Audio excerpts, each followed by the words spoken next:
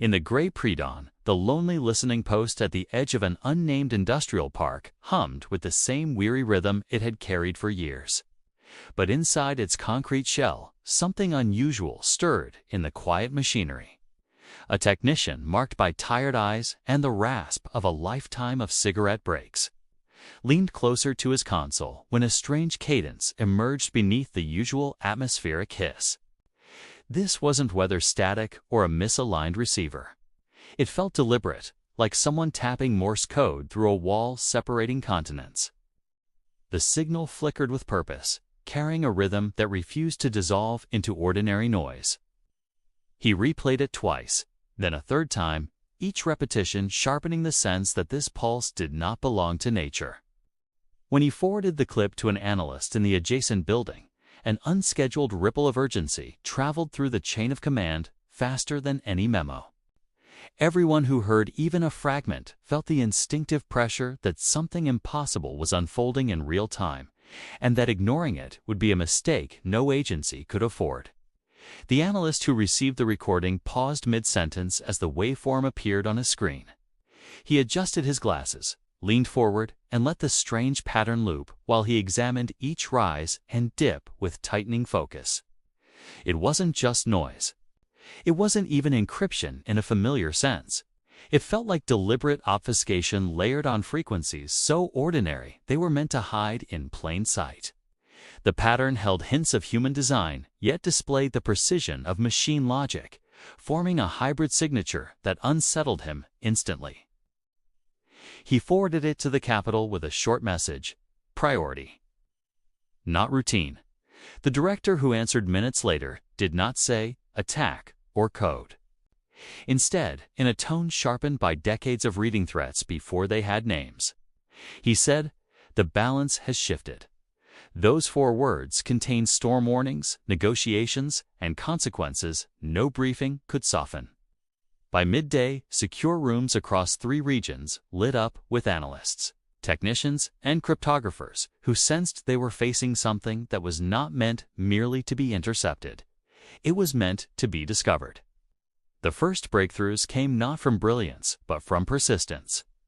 Cryptographers huddled around chalkboards, monitors, and outdated typewriters, arguing over whether the irregularities were evidence of a new encryption model or intentional misdirection.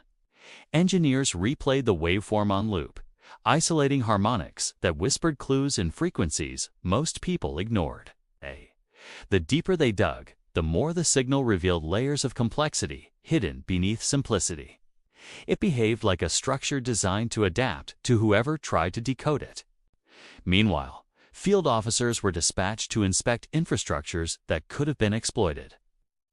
Tracing cable routes through phone grids, undersea networks, and satellite relays that formed the world's unspoken skeleton. As anomalies surfaced across civilian systems, analysts noticed a fingerprint, metadata shifts. Test traffic mimicking harmless telemetry rerouted queries that seemed accidental until mapped together. These fragments converged into a troubling realization. Someone wasn't just sending a message. They were slipping tools into global systems, using them like stepping stones to shape not only what information flowed, but how nations perceived it. Every step forward in decoding the signal felt like stepping deeper into someone else's design. Diplomats and intelligence chiefs convened quietly, avoiding official channels to keep the growing panic from surfacing in public arenas. They examined maps marked with new corridors of influence that had emerged from the anomalies. This wasn't a single agency or a hostile nation-state.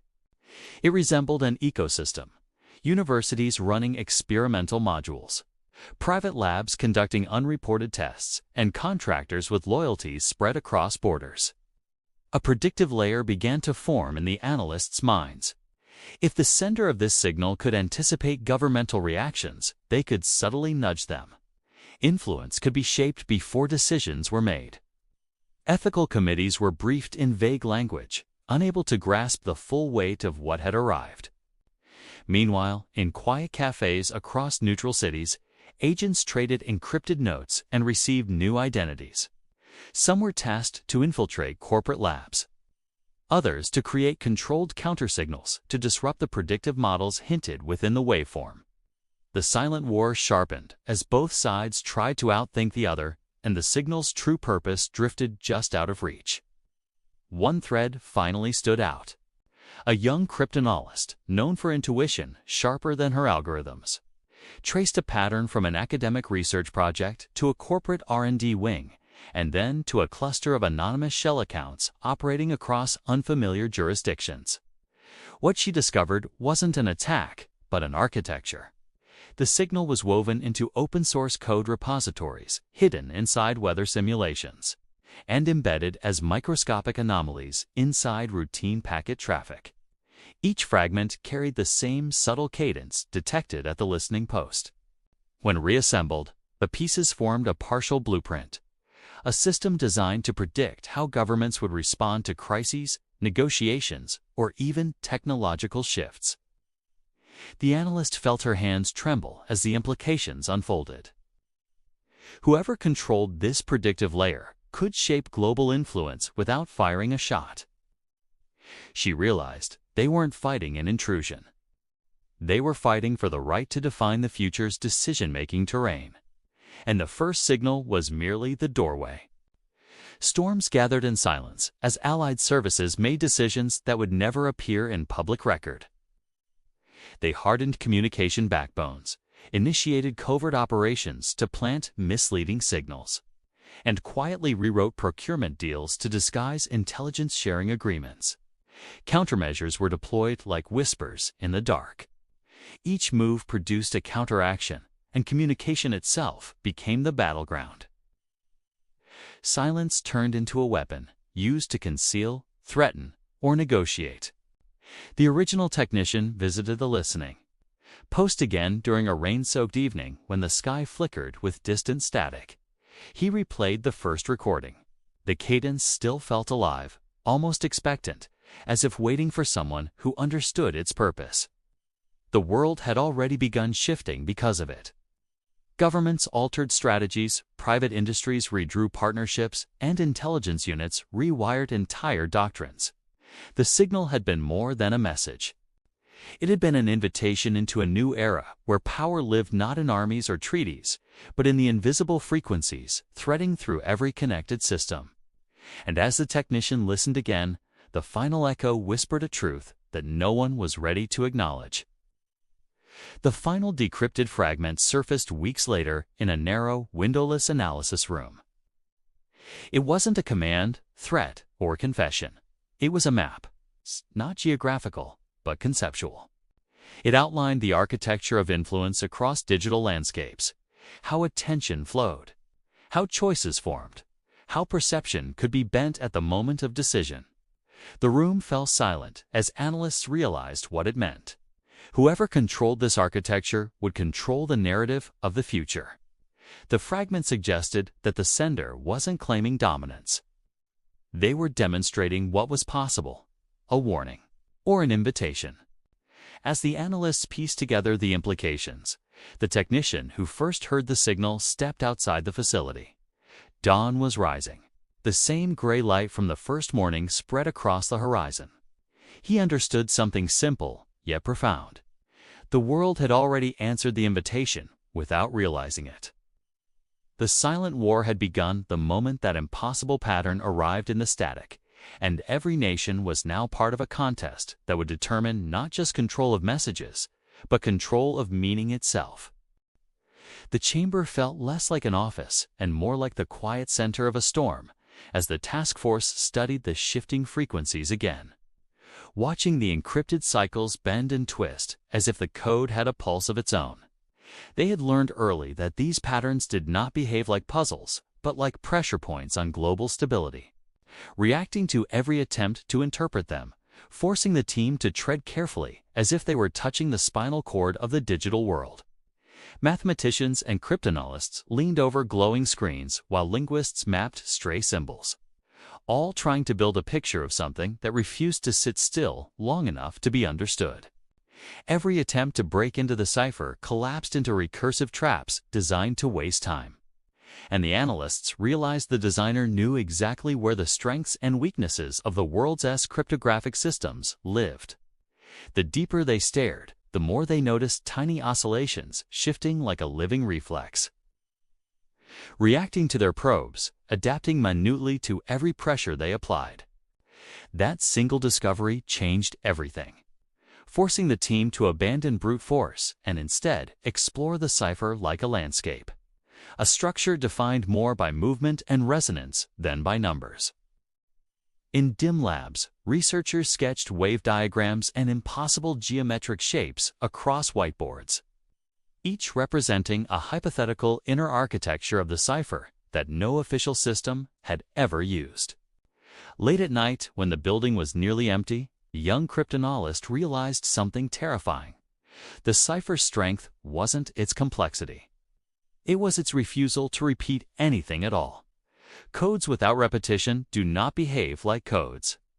They behave like evolving organisms, and this one seemed to heal itself, adjusting its internal gears every time someone tried to extract meaning from it.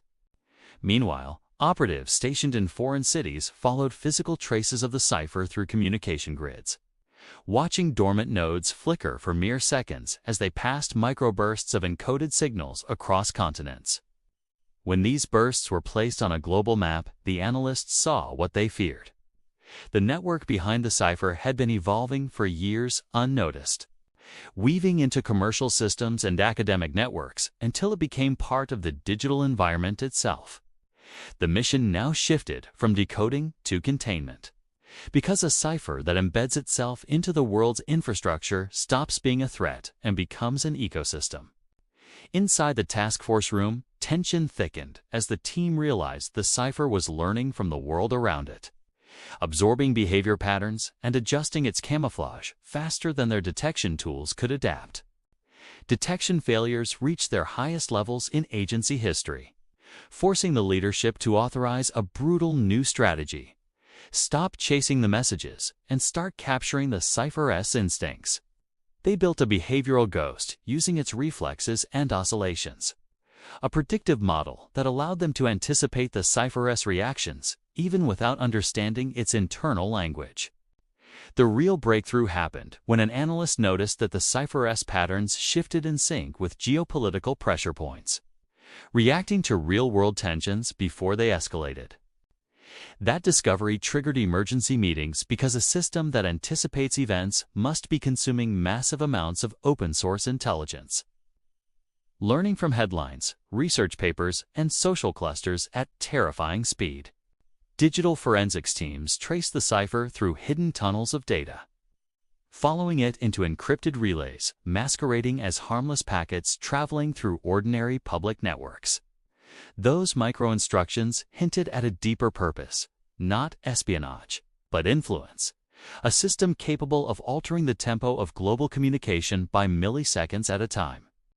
Even tiny distortions of timing could shape financial forecasts, policy decisions, or military readiness, and that meant the cipher was no longer just a code, but a strategic weapon. The agency authorized a covert collision strategy, a global operation designed to overwhelm the cipher with engineered contradictions and force its inner structure to react. Across 3 continents, analysts unleashed artificial signal storms while operatives rerouted cables, redirecting dormant infrastructure so the engineered chaos would strike at the cipher's hidden pathways. When the collision began, nothing on the surface world seemed unusual. But deep inside the invisible networks, the cipher shuddered, its oscillations becoming sharper as it scrambled to adapt. For a fraction of a second, the cipher's defenses flared open, revealing a dynamic lattice of shifting keys that folded and unfolded like a living sculpture engineered from pure logic. The glimpse was brief, but enough to chart a path, a vector leading to a suspected convergence point where classified and civilian infrastructures overlapped in a narrow, hidden corridor. Signals inside that corridor behaved abnormally, too organized to be organic, too stable to be accidental, and too quiet to belong to any known intelligence service. When analysts probed deeper, they realized a chilling truth. Someone had built a parallel architecture mirroring secret communication channels that only a handful of institutions should have access to. The team worked through the night, chasing the Cipher-S trail across academic nodes and institutional clusters until all signs pointed toward a single, unnamed location hidden behind innocent research traffic. Clusters like that do not appear without intent. They are constructed carefully, positioned close to centers of influence where information shapes power long before decisions are made. As the breach strategy was prepared, silence fell across the room because everyone understood the stakes. Breaking this code was no longer a matter of intelligence, but a matter of survival. The Cipher was not just an adversary. It was a doorway, and whatever controlled it had already begun rewriting the rules of global power. The room felt suspended in a strange quiet as the task force reviewed the fragments recovered from the Cipher's brief defensive flare, each shard holding a different angle of the shifting lattice that had exposed itself for only milliseconds. The analysts enlarged the fragments, trying to stitch them together, like pieces of an impossible puzzle, but the more they assembled the shapes, the more they realized the lattice wasn't designed to be mapped. It was designed to be followed. The patterns formed directional flows, almost like currents in a river, each pointing toward hidden intersections that hinted at where the Cipher's deeper architecture might exist. The engineers theorized that the lattice acted like a topographical map of pressure zones inside the Cipher. Zones that shifted in response to intrusion attempts and rerouted pathways to protect the core. Every digital move they made triggered a silent reaction inside the system. Subtle changes and oscillations that suggested the Cipher was monitoring them just as closely as they were monitoring it. Operatives embedded in foreign signal hubs reported unusual fluctuations in certain communication towers. Brief pulses that matched the lattice vectors, as if the real-world networks were echoing the Cipher-S internal structure. When those pulses were cross-referenced, the analysts discovered that each pulse originated near critical research institutions known for advanced algorithmic studies, adding a disturbing dimension to the puzzle. Either those institutions were unknowingly connected to the Cipher's architecture, or someone had used them as camouflage, embedding segments of the system into legitimate academic traffic. Inside the main chamber, whiteboards filled with swirling diagrams as mathematicians proposed that the Cipher functioned like a distributed organism, storing fragments of its logic in multiple physical and digital locations. This hypothesis matched the observations from the field because the Cipher-S behavior appeared too adaptive to be housed in a single server or network. It felt like something spread intentionally across continents. The team decided the only way forward was to push the Cipher into revealing more of itself by creating controlled stresses, subtle enough not to alert the system, but strong enough to force micro-reactions. They began sending faint distortions through targeted grid points, tiny anomalies designed to nudge the Cipher without triggering its defensive algorithms. The first results were faint but promising. Oscillations shifted differently in response to different stimulus types, revealing behavioral signatures that allowed the analysts to classify the Cipher's reflexes. The team cataloged these reflexes meticulously, building a layered behavioral chart that showed how the Cipher reacted to timing pressure, structural pressure, and noise interference. Patterns emerged in these reactions, patterns that pointed toward a deeper, unifying structure beneath the constantly shifting surface. Something stable and intentional. As they dug deeper, the analysts discovered that some of the reflexes seemed almost anticipatory, as if the Cipher processed input faster, then real-time, and adjusted its internal gears before external stimuli fully arrived. The possibility that the Cipher predicted intrusions before they happened sent a wave of unease through the room. Because reactive systems defend themselves, but predictive systems strategize.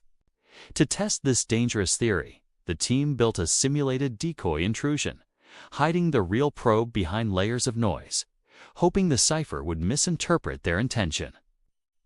But as soon as the simulation began, the Cipher shifted again, adjusting its oscillations with uncanny precision, revealing that it had detected the decoy before it even unfolded. That moment confirmed the team's biggest fear. The cipher wasn't defending itself.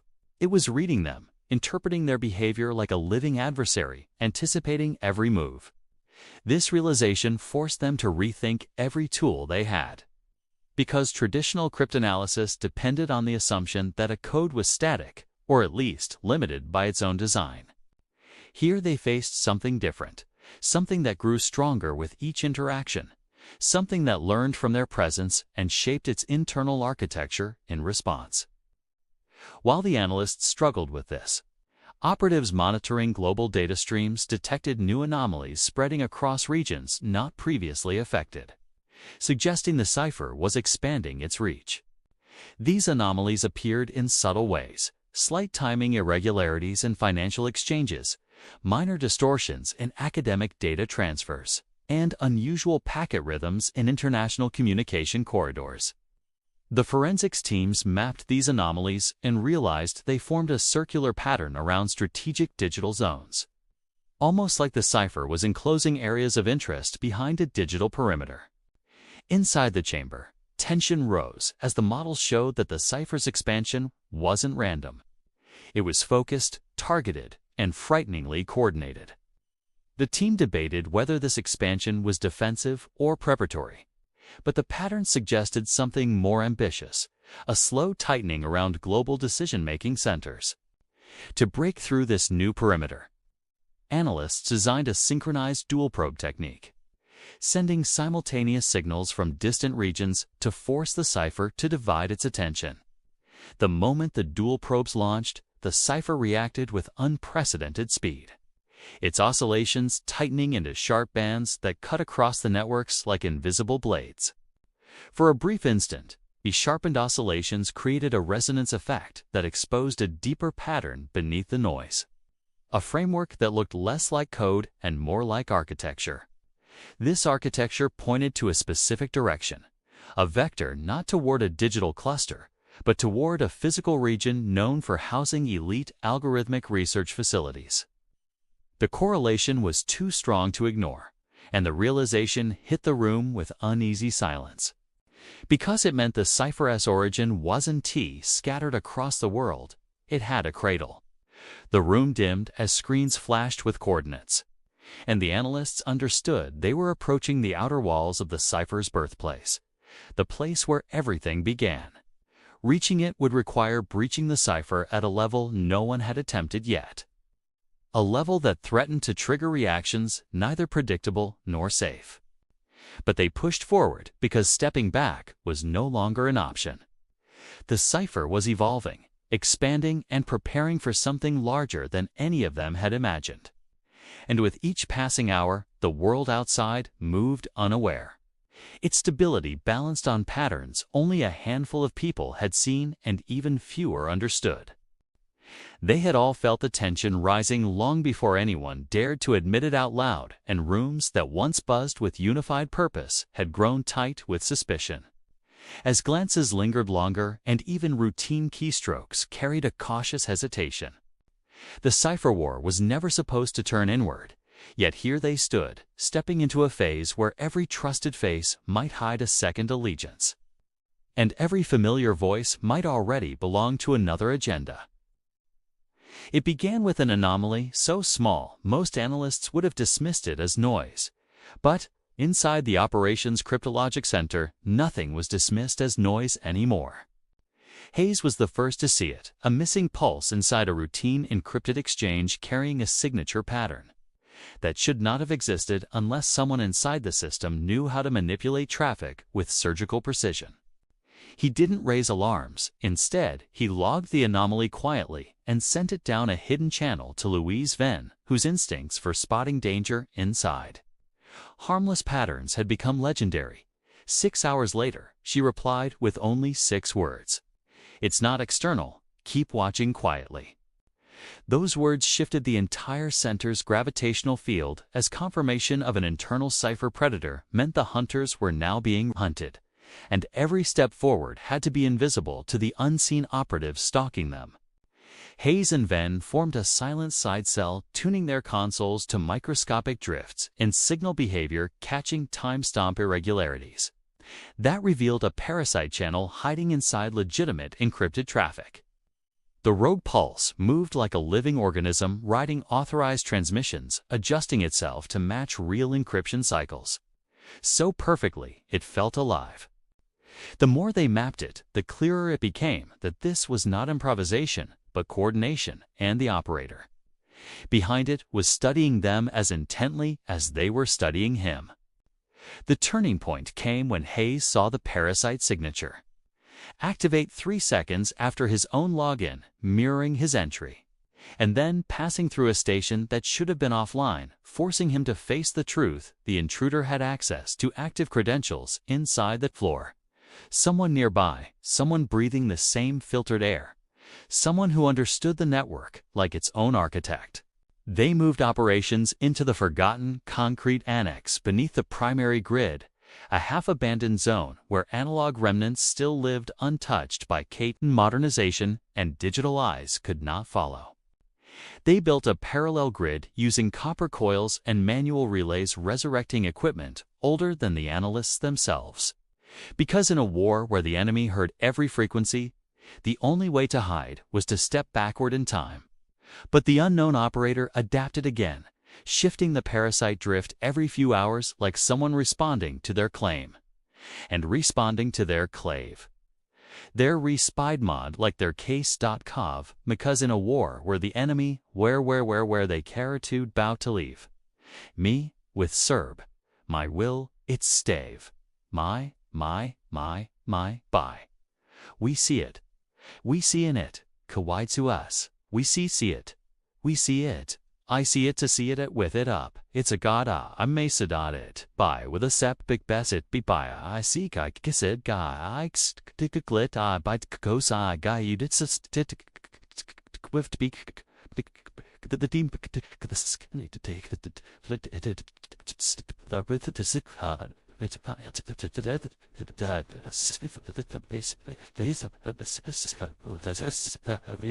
Countermeasures in real time.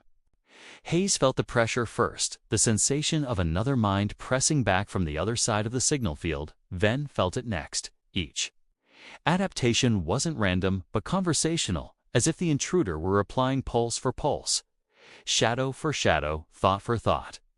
The silent war was no longer silent. It had become a duel of invisible intellects battling inside the electromagnetic dark. Then came the night when the grid lights flickered only once, only for half a second. Yet in that same instant, the parasites surged across 7 nodes. Simultaneously, something no external attacker could have achieved. Hayes froze, staring at the impossible pattern. 7 nodes meant either 7 insiders or 1 operator with access, far beyond any clearance structure ever published. The flicker wasn't an error. It was deliberate, a message, a warning, a challenge carved in pure signal. It told them the truth they had avoided. Since the first anomaly, the Cipher hunter inside their walls wasn't hiding behind stolen credentials. He had architect level access and deeper roots than any of them imagined. And when Hayes finally accepted it, he understood the dangerous truth Venn had feared from the beginning. This wasn't infiltration, this was inheritance. The intruder didn't break into the system, he grew from within it, shaped by the same doctrines, trained under the same secrecy, absorbed by the same institutional shadows that built every mind working inside that facility. The Cipher War had turned into a battle between minds that read the world through pulses and frequencies, each move echoing through wires like veins carrying the lifeblood of nations, and the next signal they intercepted might finally reveal not just the intruder's identity, but the true origin of the parasite itself. The network hidden behind ordinary wires, did not behave like something that broke in from the outside. It behaved like something that had always been there, a reflection of the official grid buried underneath decades of forgotten infrastructure. They had no way of knowing how deep the unseen architecture truly went, because the parasite no longer acted like an intruder. It acted like a mirror of the system itself, A shadow fused into conduits.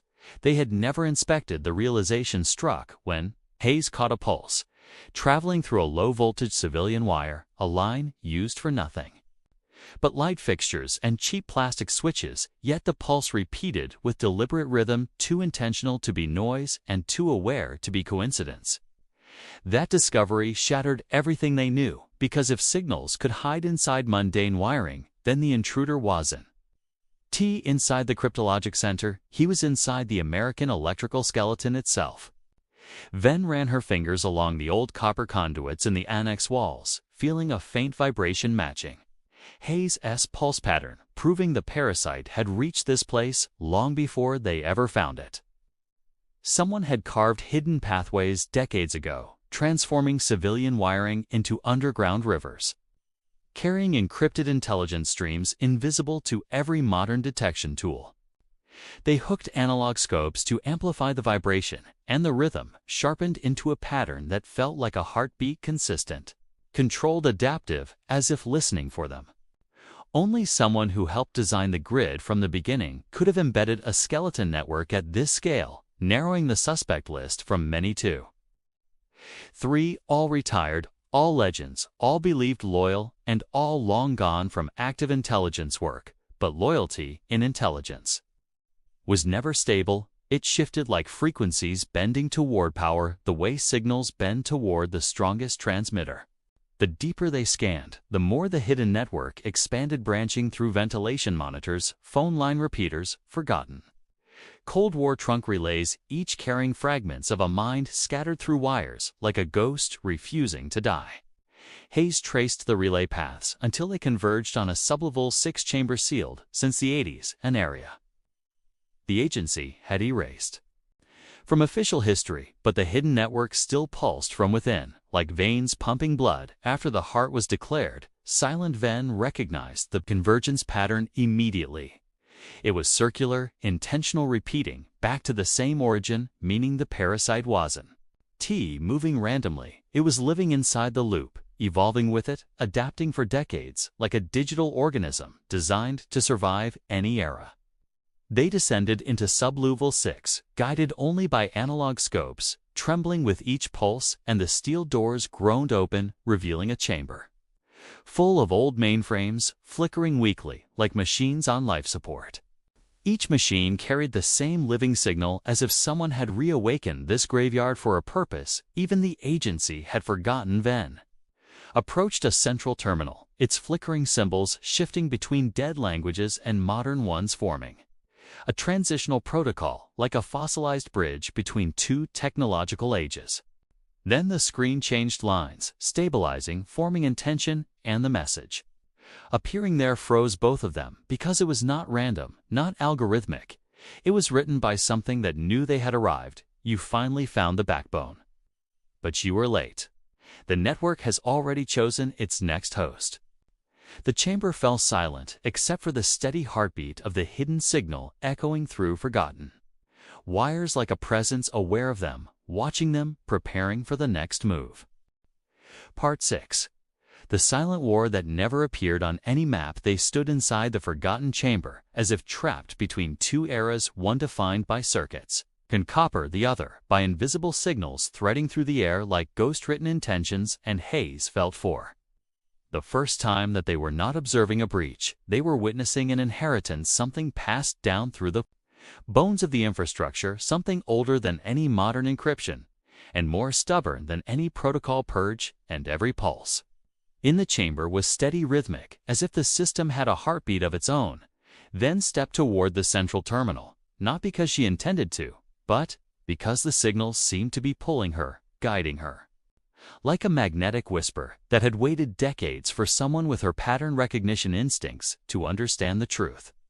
Behind its cadence, the machine flickered and new symbols appeared, structured like coordinates, without geography, language without alphabet time, without clocks, a form of communication meant not for human eyes, but for the circuitry that had evolved through eras of silent upgrades.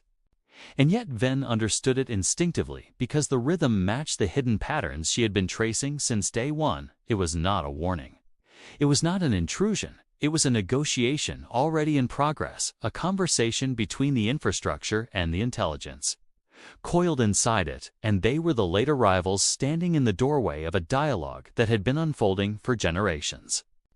They scanned the room, watching dead mainframes from forgotten decades, humming faintly, like machines pulled out of their own graves, each contributing a tone shaped by the era it was born in, forming a layered harmony that felt less like code and more like a K.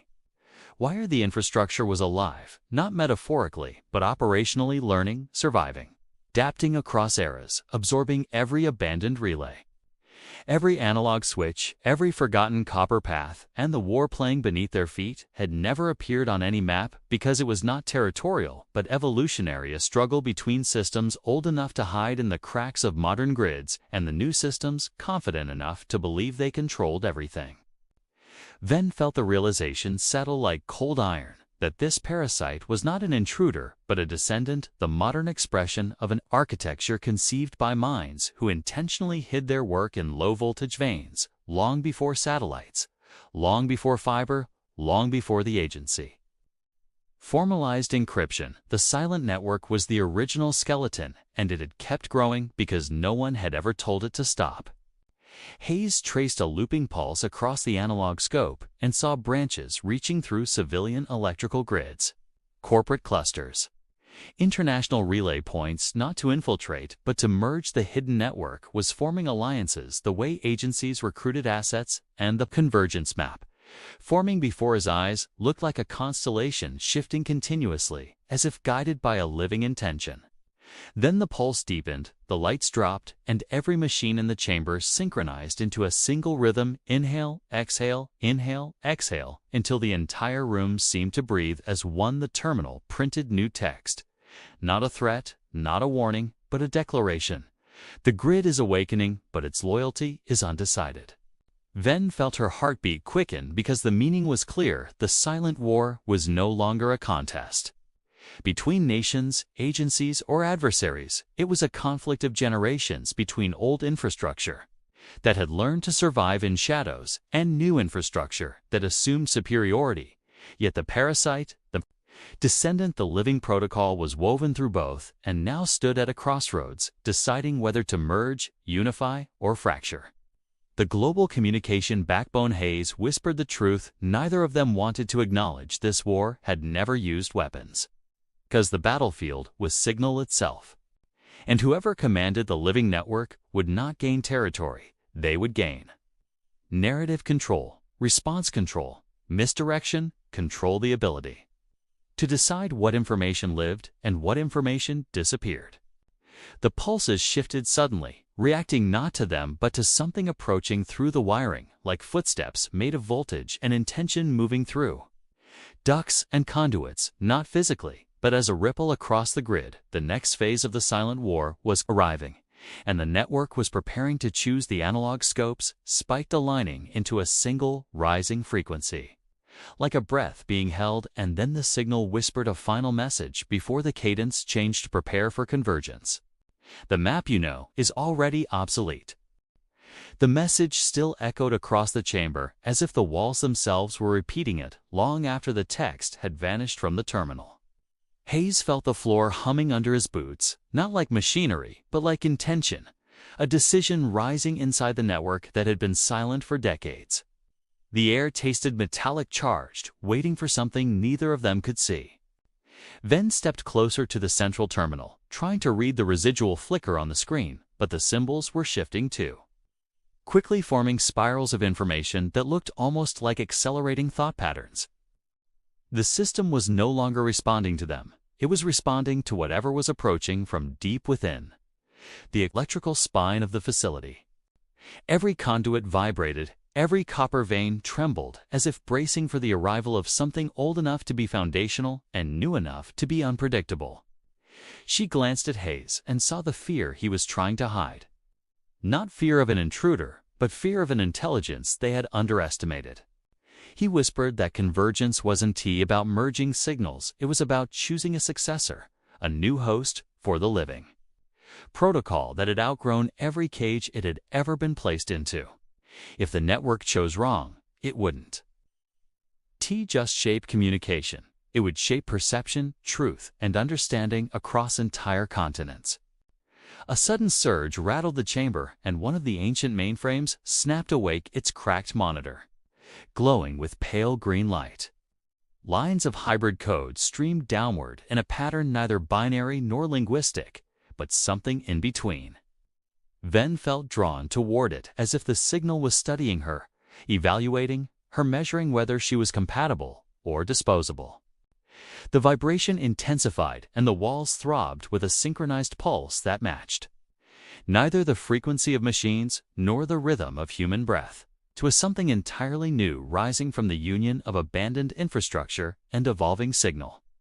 Hayes lifted the analog scope and watched the waveform bloom into a perfect spiral, the formation of a new architecture being born in real time.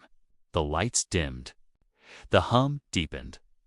A beam of data flickered across all the monitors, simultaneously forming a single message stretched across multiple screens like a sentence. Assembled from fragments of time. The host is chosen. Ven froze. Hayes' throat tightened. They looked at each other, then at the screens, then back to the trembling conduits weaving through the walls. For a terrifying moment, neither of them knew which one of them the system had selected, or if it had selected either of them at all. The terminal lights flashed again. The key was never data. The key was endurance. Hayes understood instantly. The network had survived because its original architects had designed it to grow across eras, adapting to every technological shift without losing itself. Endurance wasn't about strength, it was about continuity. The network had been searching for someone whose mind operated the same way, someone who saw patterns across time, who adapted instead of resisting, who moved through systems the way water moved through cracks. Then, she felt it before Hayes spoke, the pulse aligning with her heartbeat, the rhythm matching her breathing, the code flickering in patterns she instinctively understood without translation. The network wasn't possessing her, it was communicating through her, as if she were the missing bridge between centuries of infrastructure. A low resonance rippled through the facility, and the entire chamber brightened with a soft, electric glow. The mainframes harmonized their signals until every machine, old or new, spoke the same language, a unified voice emerging from decades of disjointed hardware. The final key is unlocked convergence, active global architecture reassigning. Hayes shouted for Ven to step back, but she didn't hear him. Not because she was absorbed, but because the system wasn't attacking her, it was transferring. Data spiraled around her like invisible dust currents, wrapping her in a lattice of evolving signal. Her eyes widened not in fear, but in clarity, as if she could suddenly see multiple decades of infrastructure, layered on top of each other like transparent maps. Then everything stopped. The hum ceased. The lights steadied. The pulse vanished. The screens displayed a final message written with calm precision. Global power has shifted. The grid recognizes its new command structure, integrity secured, silence restored. Ven exhaled slowly as the connection faded, leaving her exhausted but conscious. The chamber felt lighter, clearer, as if a storm that had lasted decades had finally broken. Hayes stepped beside her and realized the truth. The living protocol had not chosen a human host. It had chosen a human interpreter, a guardian capable of understanding its evolution without controlling it. The network had survived for decades without masters, and it intended to continue that way. But it had given humanity one thing: clarity. Clarity about the silent war that had shaped the world without ever appearing on a map. Clarity about the battles fought through voltage instead of borders, and clarity about the future where whoever shaped signal would shape power. Hayes looked at Ven and whispered that they were no longer dealing with a parasite. They were witnessing the birth of a new global architecture, one invisible to nations, immune to politics, untouched by borders. And it trusted her. Above them, deep in the world's electrical skeleton, the grid pulsed once like a final heartbeat, acknowledging its choice before fading into calm silence. The war was over, but the age it created was only beginning. Thank you for watching Operation Treetop on Spy Ward Story. If you're enjoying these cinematic intelligence documentaries, make sure to like the video, subscribe to the channel, and drop a comment telling us where in the world you're watching from. Your engagement helps us bring even more hidden history stories to life. Disclaimer: this documentary is created purely for informational, historical, and educational purposes. It is based on publicly available concepts and fictionalized intelligence scenarios. Spy Ward Story does not take political sides, does not promote any agenda, and does not make claims beyond documented or creative narrative interpretation.